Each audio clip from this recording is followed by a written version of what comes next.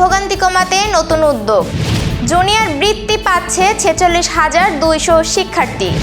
সকাল 9টার মধ্যে অফিসে প্রবেশের নির্দেশ, বিনা অনুমতিতে বাইরে নয়। জাপানের চিড়িয়াখানার নিঃসঙ্গ বানর পাঁচ এখন ভাইরাল স্টার। যুক্তরাষ্ট্রে শীতকালীন তুষার ঝড়ে স্কুল বন্ধ, স্থবির জনজীবন। দর্শক, গ্রামের কাগজের সকালের সংবাদে আপনাকে স্বাগত। সাথে আছি আমি প্রত্যাশা আক্তার নিশা। শুনছিলেন প্রধান শিরোনাম, এছাড়াও রয়েছে রাশিফল। এবার চলুন যাওয়া যাক মূল আয়োজনে। দেশে পাসপোর্ট প্রাপ্তি নিয়ে দীর্ঘদিনের ভোগান্তি কমাতে নতুন উদ্যোগ নেয়ার কথা জানিয়েছেন স্বরাষ্ট্রমন্ত্রী সালাউদ্দিন আহমেদ। সচিবালয়ে স্বরাষ্ট্র মন্ত্রণালয়ে আইন শৃঙ্খলা রক্ষাকারী বাহিনীর প্রধানদের সঙ্গে বৈঠক শেষে সাংবাদিকদের তিনি এই কথা জানান। সালাউদ্দিন আহমেদ বলেন, দেশে পাসপোর্ট নিয়ে অভিযোগ বহুদিনের। দেশের অধিকাংশ মানুষ জানে না কিভাবে সঠিকভাবে আবেদন করতে হয়, ফলে অনেকেই দালাল চক্র বা অসাধু মধ্যস্বত্বভোগীদের খপ্পরে পড়ে অতিরিক্ত অর্থব্যয় ও হয়রানির শিকার হন। তিনি জানান, এই ভোগান্তি নিরসনে সরকার নতুন একটি পদ্ধতি চালুর উদ্যোগ নিয়েছে। প্রাথমিকভাবে ঢাকা ও বিভাগীয় শহরগুলোতে পরীক্ষামূলকভাবে এই ব্যবস্থা চালু করা হবে। পরিকল্পনা অনুযায়ী দলিল লেখকদের মতো পাসপোর্ট কার্যক্রমেও কিছু ব্যক্তি বা প্রতিষ্ঠানকে নিবন্ধিত সহায়তাকারী হিসেবে অনুমোদন দেওয়া হবে। এই নিবন্ধিত সহায়তাকারীরা আবেদনপত্র পূরণ, প্রয়োজনীয় কাগজপত্র যাচাই এবং অনলাইন আবেদন প্রক্রিয়ায় সহায়তা করবেন। বিনিময়ে তারা নির্ধারিত সার্ভিস চার্জ নিতে পারবেন। এতে সাধারণ মানুষের হয়রানি কমবে এবং দালাল নির্ভরতা হ্রাস পাবে বলে আশা করা হচ্ছে।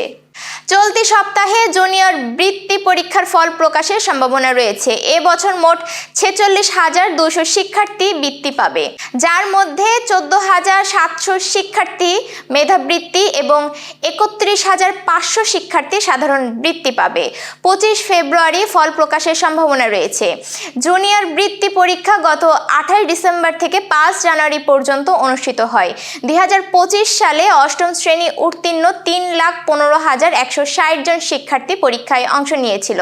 ফলাফল প্রক্রিয়া করছে ঢাকা মাধ্যমিক ও উচ্চ মাধ্যমিক শিক্ষা বোর্ড। ঢাকা বোর্ডের পরীক্ষা নিয়ন্ত্রক অধ্যাপক SM কামাল উদ্দিন হায়দার জানিয়েছেন, বৃত্তির জন্য নির্বাচিত শিক্ষার্থীদের তালিকা সংবলিত গেজেট মন্ত্রণালয়ের অনুমতি সাপেক্ষে দ্রুত প্রকাশ করা হবে।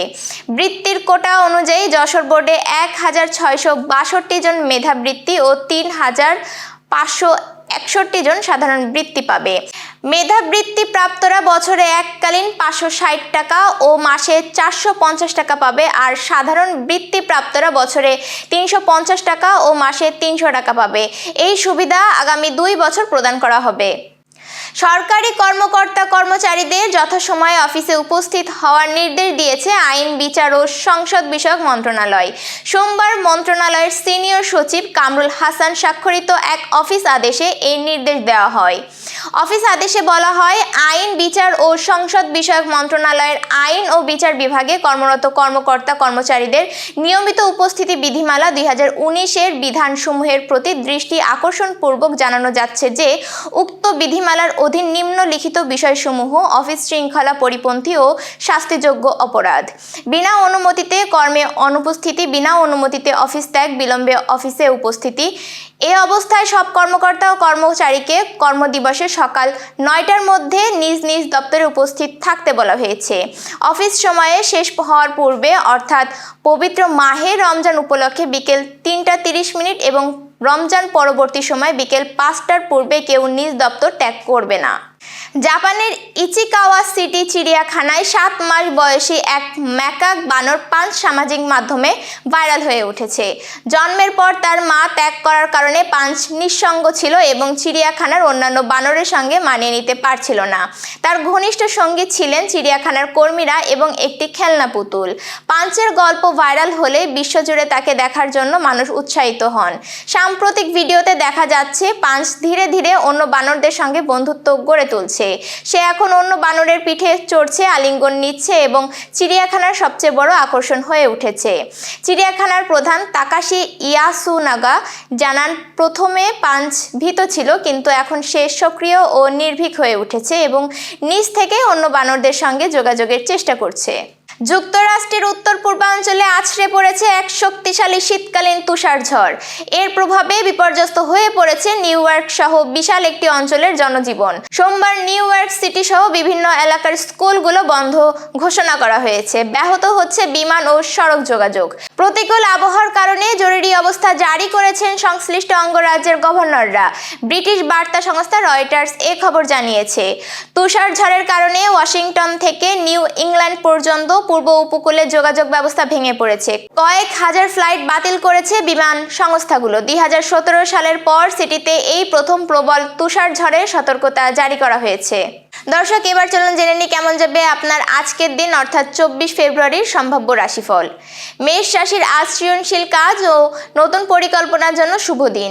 ব্যক্তিগত উদ্যোগে সফলতার সম্ভাবনা আছে, তবে অল্প খরচি ও পরিকল্পনামূলক পদক্ষেপ নিন। বৃষ রাশি, অর্থ ও ব্যবসা সংক্রান্ত বিষয়ে সতর্ক থাকুন। বিনিয়োগের আগে ভালোভাবে যাচাই করুন। পরিবারের সঙ্গে সময় কাটাতে পারবেন, যা মানসিক শান্তি দেবে। মিথুন রাশি, যোগাযোগ ও সামাজিক সম্পর্কের জন্য দিন শুভ। পরিচিতদের সঙ্গে বন্ধুত্ব বৃদ্ধি পাবে। কর্মক্ষেত্রে নতুন প্রস্তাব আসতে পারে, স্বচ্ছ চিন্তা রাখুন। কর্কট রাশি, পরিবার ও ঘর সংক্রান্ত বিষয়গুলিতে মন দিন। অযথা উদ্বেগ এড়িয়ে শান্ত থাকুন। ঘরোয়া কাজ বা পরিকল্পনায় সাফল্য আসতে পারে।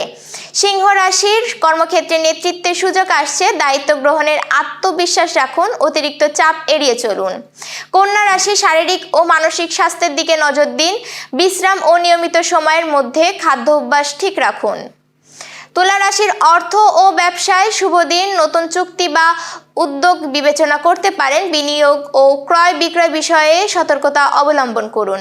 বৃশ্চিক রাশির, প্রেম ও ব্যক্তিগত সম্পর্কের ক্ষেত্রে দিন শুভ। বন্ধু বা পরিবারের সঙ্গে সময় কাটানো ভালো ফল দেবে। নতুন সম্পর্ক গড়ে ওঠার সম্ভাবনাও আছে। ধনু রাশির, ভ্রমণ বা শিক্ষাগত কাজে শুভ দিন। নতুন অভিজ্ঞতা ও যোগাযোগের সুযোগ আসছে। পরিকল্পিতভাবে পদক্ষেপ নিন। মকর রাশি, পরিবার ও সামাজিক কর্মকাণ্ডে মন দিন। বন্ধুদের সঙ্গে সম্পর্ক সুদৃঢ় হবে। আর্থিক বিষয়ে অতিরিক্ত ব্যয় এড়িয়ে চলুন।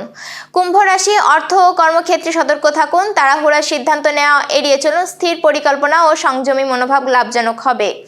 মীন রাশির, সৃজনশীল কাজ ও আর্থিক সুযোগের জন্য দিন শুভ। নিজের প্রতি আত্মবিশ্বাস রাখুন। নতুন পরিকল্পনা বা প্রজেক্টে অংশগ্রহণ করতে পারেন।